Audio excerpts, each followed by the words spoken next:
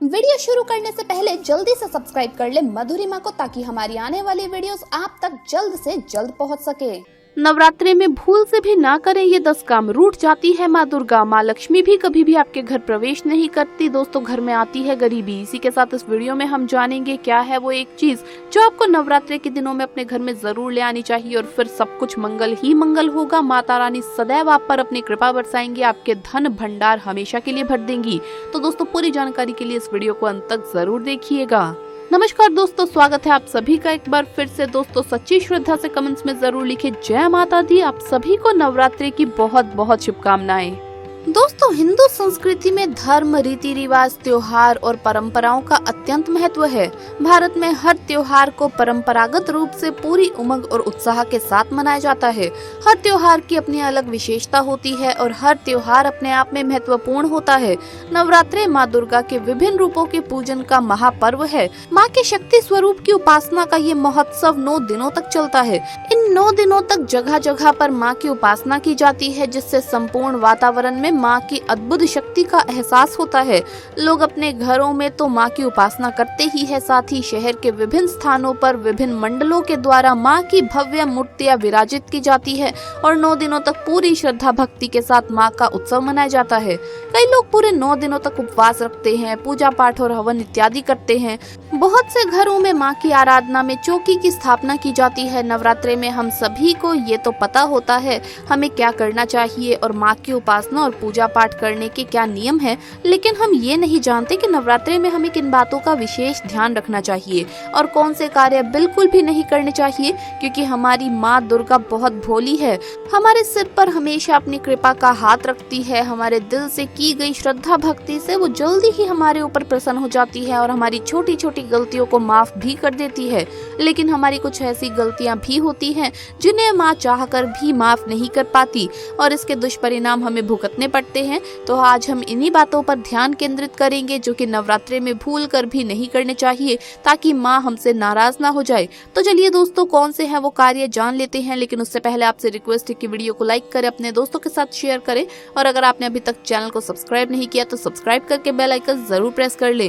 दोस्तों, पहली बात, सबसे पहले तो आप ये जान ले कि नवरात्रे शक्ति की उपासना और सम्मान का पर्व है। नवरात्रे में माँ विभिन्न रूपों में इस संपूर्ण सृष्टि में विचरण करती है। नवरात्रे में लोग माँ का आवाहन करते हैं, अपने घरों में माँ को बुलाना चाहते हैं, तो माँ भी उन घरों में जाना पसंद करती है जिन घरों में उनका स्वागत उचित तरीके से किया जाता है।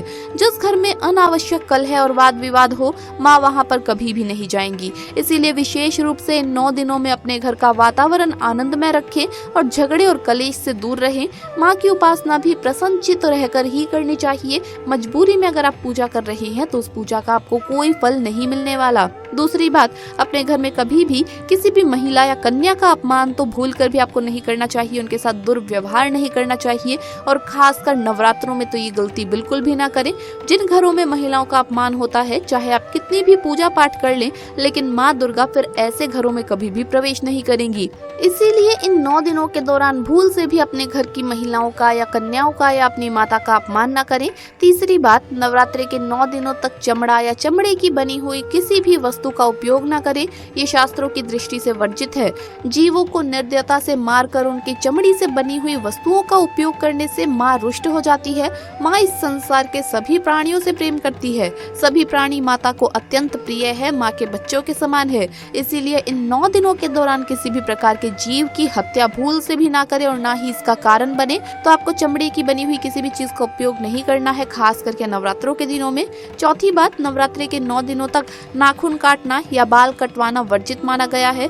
इन पूरे 9 दिनों तक आपको स्वच्छ और साफ कपड़े पहनने चाहिए और गंदगी से दूर रहना चाहिए। पांचवी बात, नवरात्रों के 9 दिनों तक मांसाहार ना करे और ना ही मदिरापान करे। ये स्वास्थ्य की दृष्टि से तो नुकसानदायक होता ही है, साथ ही नशा करने वालों से माँ हमेशा दूर रहती है। ऐसे लोगों पर अपनी कृपा कभी नहीं बरसाती। कोशिश करे इन 9 दिनों तक अपने आहार में प्याज और लहसुन का भी उपयोग न करे। तामसिक भोजन के बजाय सात्विक आहार करे, जिससे आपके मन में अच्छे विचार आएंगे। छठी बात, काला रंग शास्त्र की दृष्टि से अशुभ माना गया है। और इस रंग की किसी भी वस्तु का उपयोग कभी भी पूजा पाठ में या शुभ अवसर पर नहीं किया जाता है। नवरात्रि के 9 दिन बहुत ही ज्यादा शुभ और पवित्र होते हैं, इसीलिए 9 दिनों तक काले रंग के कपड़े और वस्तुओं को अपने शरीर पर ना पहने। दोस्तों 7वीं बात, नवरात्रि में जो लोग उपवास और व्रत करते हैं उन्हें पूरे 9 दिनों तक शारीरिक संबंध नहीं बनाना है। इन दिनों में ब्रह्मचर्य का पालन करना अति आवश्यक है। 8वीं बात, नवरात्रि के व्रत वाले दिन केवल व्रत का निर्धारित खाना ही खाएं, अनाज और नमक का सेवन भूल से भी ना करें। 9वीं बात, नवरात्रि में नियमित रूप से माँ की पूजा करनी चाहिए और पूजा के बाद माँ की धूप दीप के साथ आरती भी जरूर करें। पूजा और आरती करते समय पूजा में भूल से भी किसी भी प्रकार के विघ्न उत्पन्न नहीं होने देने चाहिए या रुकावट भी आरती में नहीं करनी चाहिए। पूजा और आरती एक बार में ही संपन्न करनी चाहिए, नहीं तो हमारी पूजा व्यर्थ हो जाती है। 10वीं बात, नवरात्रि में माँ की खंडित मूर्ति बिल्कुल भी ना रखें, ऐसा करना अशुभ होता है। और अगर मूर्ति मिट्टी की है तो पुरानी मूर्ति की पूजा ना करें, मिट्टी की नई मूर्ति ले आइए। लेकिन घर में धातु की अगर मूर्ति है तो ऐसे में साफ कपड़े और साफ जल से उसे अच्छे से साफ कर ले और गंगा जल से शुद्ध कर ले। नवरात्रि के 9 दिनों में अपने घर को कभी भी अकेला ना छोड़े। अगर घर में घट स्थापना की हुई है तो घर में कोई न कोई स्त्री या पुरुष अवश्य रुकना चाहिए। ऐसे समय में घर को खाली छोड़ने से अशुभ होता है। साथ ही इसके पीछे ये भी एक कारण है कि घट स्थापना करके हम माँ को आमंत्रित करते हैं और ऐसे में खुद ही घर को खाली छोड़कर चले जाएंगे तो माँ उस खाली घर में प्रवेश नहीं करेंगी और आपकी पूजा का फल आपको नहीं मिलता है। तो ऐसा अनर्थ ना करें, इसीलिए घर को अकेला ना छोड़े। तो दोस्तों ये थे वो महत्वपूर्ण नियम, वो महत्वपूर्ण बातें जो आपको जरूर मालूम होनी चाहिए। क्या गलतियाँ आपको नवरात्रि में नहीं करनी है 9 दिनों में। आइए अब जानते हैं कि क्या वो चीज है जो हमें नवरात्रि में घर ले आनी चाहिए। दोस्तों नवरात्रि में ये छोटी सी चीज घर में लाने से माता रानी दौड़ी दौड़ी चली आती है। माँ दुर्गा अवश्य आपसे प्रसन्न होती है, आपकी मुंह मांगी मुराद को माता रानी जरूर पूरा करेगी। ये चीज नवरात्रि पर घर में लाना बहुत ही जरूरी माना जाता है। तो चलिए जानते हैं। दोस्तों नंबर 1, कमल का फूल। कमल देवी लक्ष्मी का सबसे प्रिय फूल है। कमल के फूल पर माता लक्ष्मी विराजमान है। नवरात्रि में कमल का फूल देवी लक्ष्मी को अर्पित करने से माता की कृपा सदैव बनी रहती है। दोस्तों यकीन मानिए, खास तौर से नवरात्रों पर माता लक्ष्मी को कमल का फूल हमें जरूर अर्पित करना चाहिए, इसीलिए आप भी करें और देखिए चमत्कार। दोस्तों नंबर 2, 16 श्रृंगार। दोस्तों 16 श्रृंगार का सामान नवरात्रि के दौरान घर में लाना बहुत ही ज्यादा शुभ माना जाता है।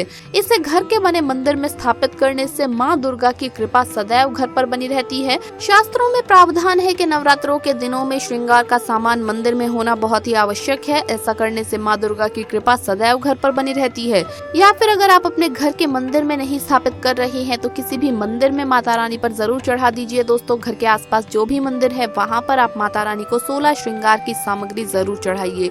दोस्तों नंबर 3, सोने या चांदी के सिक्के जरूर रखिए घर में। शास्त्रों के अनुसार सोने चांदी से बनी किसी भी धातु को खास तौर से नवरात्रों के दिनों तक मंदिर में रखना बहुत ही शुभ माना जाता है। नवरात्रों के दिनों में चांदी और सोना घर में लाने से इसका फल कई गुना बढ़ जाता है। इसीलिए चांदी या सोना माता के पास अवश्य रखें, माता बहुत प्रसन्न होती है। नंबर 4, शंख व गंगा जल। दोस्तों धर्म शास्त्रों के अनुसार नवरात्रों के अवसर पर शंख घर में जरूर लेकर आएं। माना जाता है कि जिस घर के मंदिर में शंख नहीं रखा होता तो वहाँ भी देवी देवता कभी भी वास नहीं करते। शंख का बड़ा ही महत्व है। नियमित शंख को बजाने से कई गुना सकारात्मक ऊर्जा प्राप्त होती है जो कीटाणुओं और नकारात्मकता को नष्ट करती है। धन की देवी माँ लक्ष्मी भी अति प्रसन्न होती है। दोस्तों शास्त्रों के अनुसार जिस घर के मंदिर में गंगा जल नहीं होता तो वो घर अपवित्र माना जाता है। गंगा जल मंदिर में अवश्य होना चाहिए और बात जब नवरात्रों की हो तो गंगा जल जरूर होना चाहिए। दोस्तों नंबर 5, मोर पंख। नवरात्रि में माँ सरस्वती का प्रिय मोर पंख घर लाकर मंदिर में रखने से कई सारे फायदे होते हैं। खास तौर से नवरात्रों के दिनों में मंदिर में मोर पंख जरूर रखें। ऐसा करने से माँ दुर्गा बहुत प्रसन्न होती है। दोस्तों यकीन मानिए, नवरात्रों के 9 दिनों तक माता रानी के पास मोर पंख हमें जरूर रखना चाहिए। मोर पंख आप कितने भी रख सकते हैं, इसकी जितनी संख्या आप चाहें उतना रखिए, बहुत ही ज्यादा शुभ माना जाता है। आप चाहे तो एक मोर पंख भी लाकर रख सकते हैं। तो दोस्तों आपको वीडियो कैसा लगा हमें कमेंट्स में जरूर बताएं। इस वीडियो को लाइक करें, अपने दोस्तों के साथ शेयर करें और हमें सब्सक्राइब करना न भूलें। जल्द मुलाकात होगी अगली वीडियो में। आप सभी भक्तों को जय माता दी। दोस्तों आप सभी को हार्दिक शुभकामनाएं नवरात्रि की।